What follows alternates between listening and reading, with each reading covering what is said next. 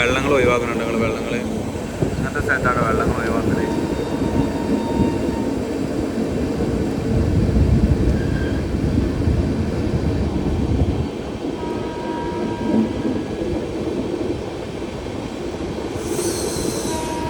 എന്താ വെച്ചാൽ ഇവിടെ ഫ്രീ ആണ്. അപ്പോൾ ഇവിടെ വെള്ളം ഒഴിവാക്കണ്ട.